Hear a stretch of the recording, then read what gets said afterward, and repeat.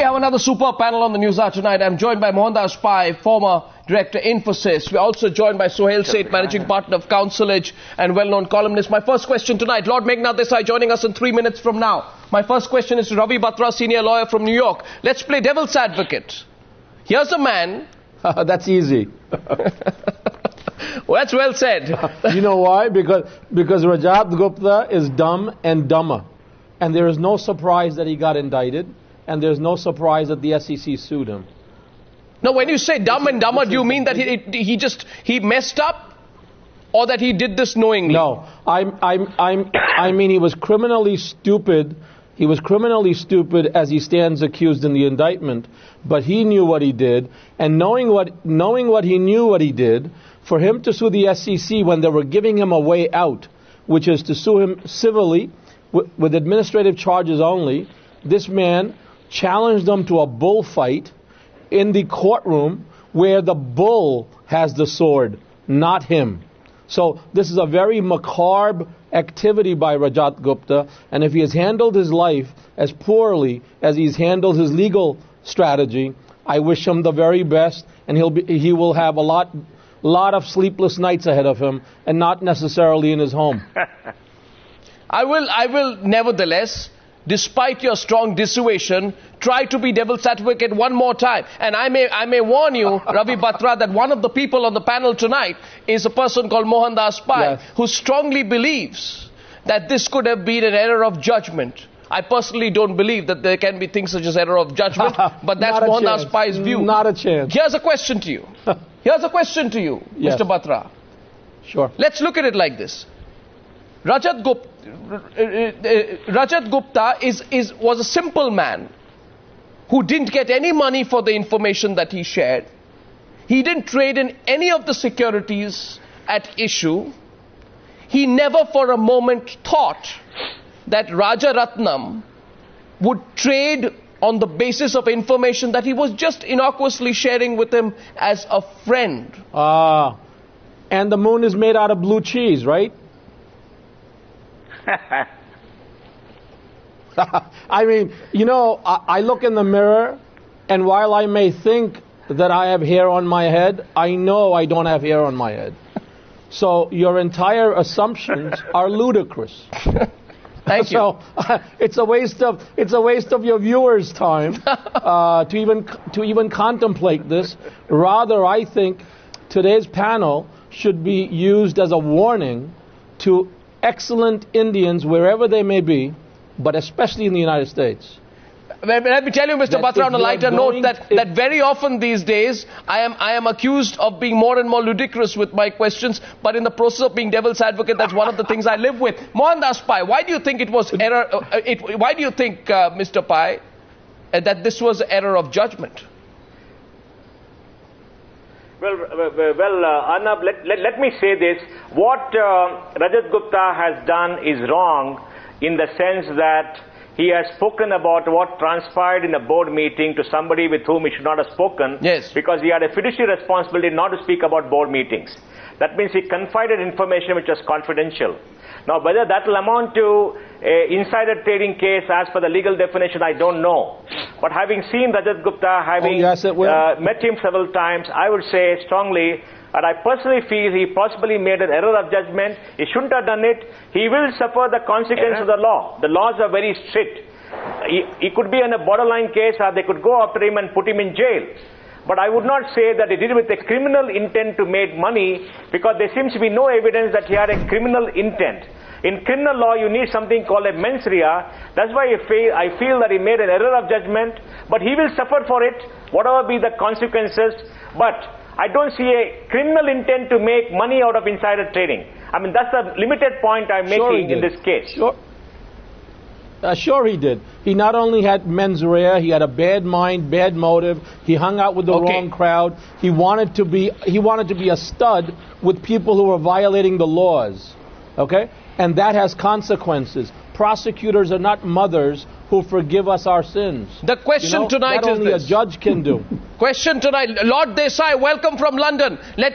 Before I go to Lord Desai, Suhel Seth was smirking all the while you made your argument, Mohandas Pai. Suhel, Why can't it be error of judgment? Why can't it be? There was no money made. Rajat Gupta was a mistake at McKinsey. He is like a child who goes and steals a lollipop from the nearest Kirana store but doesn't suck on it. So therefore there's no criminal intent established. It is only his sheer stupidity and his vacancy of intellect that allows him to do this.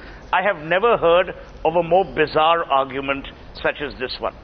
The reality is as follows. He made money. Mr. Batra By the way, rightly Rajat said, Gupta made money out of these trades. As Mr. Batra rightly said, he was the managing partner of McKinsey and the head of a consulting firm. So the one thing he didn't lack was intellect.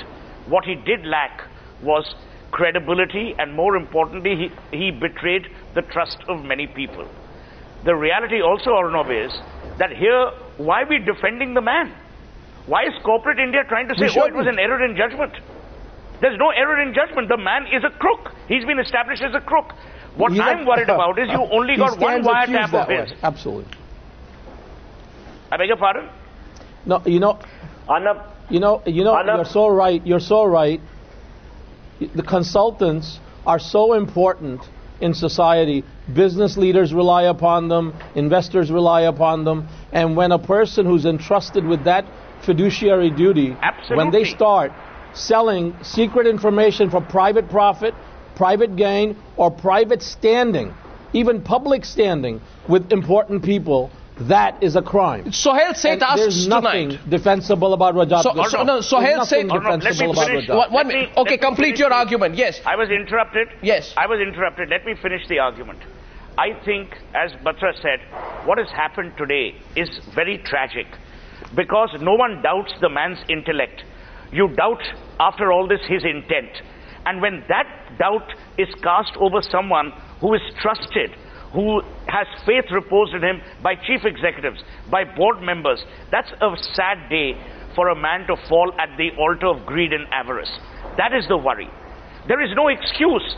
I mean, I'm not even going to the extent of arguing that, he could have struck a plea bargain with the SEC. That's secondary. The fact that this happened in itself is demeaning. It is shocking and very, very distressing. And there is no defense for this. Lord Desai, before I come to you, I'm sorry to keep you waiting, Lord Desai. I need a response from Meghnad Desai. You got a straight question coming your way. Why is corporate India defending Rajat Gupta? Let me add one more line to it. Was corporate India blinded by the razzle-dazzle of Rajat Gupta and the glamour he brought into the Indian corporate circuit at a certain point of time? Was corporate India simply blinded? Or is it worried? No, I think it is the culture. Okay. It is a culture. It's a culture of defending your own, and you forgive your family members any sins because you think family members are different from outsiders. The whole Indian culture, whole Indian political culture is based on insiders and outsiders, not the rule of law. American politics is based on the rule of law. And so, people say, oh, Rajat, he just won a fight, he just didn't mean it, he's such a nice boy, this, that, other thing. And he's so rich, wow, how can anybody jail a rich man like that, so I think, all this is rubbish. Let me first say, Rajat Gupta is so far not been convicted.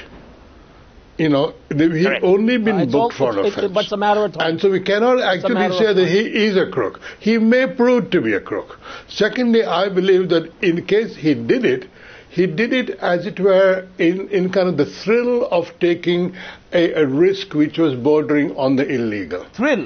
The New York... Why do you say thrill? Remember the New York DA... Remember the New York DA who became the governor was caught about using prostitutes. And prostitutes with a wrong corporate card. Now, why did he have to do this? He didn't lack money to do it properly. It is a thrill of doing something illegal. So I would like to contest that. Hold on. I would like to contest that. You cannot. Wait a minute. As a New Yorker, I reject that comparison. I can give you more cases. Hold on. Elliot Spitzer committed a private act of private indiscretion, private illegality. What Rajat Gupta did is wholesale massacre of Main Street, to benefit his private friends who could raid Wall Street. Wall Street exists for Main Street. Main Street does not exist for Wall Street. And when the titans of Wall Street don't understand that, Preet Bharara, who I'm extremely proud of, is going to teach them a lesson they'll never forget. Wall Street is not the boss of the land. Of course he should be. Arnab, I'm not defending what he did. I'm explaining what he did and why he did it. I'm just explaining the behavioral pattern that happens to important people. 1 minute. Important people get a risk taking. No, but here's silly risk taking. No, I want to go to the behavior, Gentlemen, I want to go to Mohandas Pai, who's wanted to come in for a long time. I want to, however, bring to your attention, Mohandas Pai, that I would like to contest the point that you made. And now, from playing devil's advocate, I want to reverse tracks right now. Because I can also give you the other argument. It's not because, Mr. Batra, you've not convinced me to change this. Part of my strategy tonight, to play this way once and then change my way. Question tonight is, Mohandas Pai, all the time. Mohandas Pai, hear this. You say he didn't make money. Of course he made money. He invested money in at least 2 different galleon funds, and he formed investment and private equity funds with his friend Rajaratnam. So he was not doing it only, as Meghnad Desai says, for the pure thrill. He was making money. Mohandas Pai, do you still defend him? Arnab, if you had listened to what I said very carefully, I said that he has betrayed the fiduciary responsibility that he had as a member of the board of Goldman Sachs. He shouldn't have spoken, and he will be punished under the law, and the law is very clear. Whether that tantamounts to insider trading, I don't know, because insider trading has other consequences, and there are other ways to prove the case for insider trading. And that's why I said he made an error of judgment. He should not have done it. He will suffer. There's no doubt that what he has done is wrong. Let me be very clear. I'm not defending him for talking what happened in the board meeting to somebody with whom he should not have spoken. Is it a classical case of insider trading? I don't know. We have to wait for the case to go on. But he has done wrong. Let me be very clear. I'm not defending him on that score. And I think he made an error of judgment. He has to pay the price. He will be punished. The case will go on. He should not have done it. Because let us remember, he is one of the top consultants in the world. The head of McKinsey is not an ordinary person. He should not have spoken what happened in the board meeting outside, and that is totally wrong. And that is unforgivable under any score. And I'm only making a limited point out of sympathy for the man for what he did, because we have not seen any evidence anywhere that he has benefited personally. Yes, he invested money in some funds. We don't know whether those funds made money. The reports say that he's lost a lot of money. All his investment is gone. Of course. So they made money. He has to suffer for it. They made money. That's the limited point. He was helping others make money. Yes, Suhel. Arnab. Yes.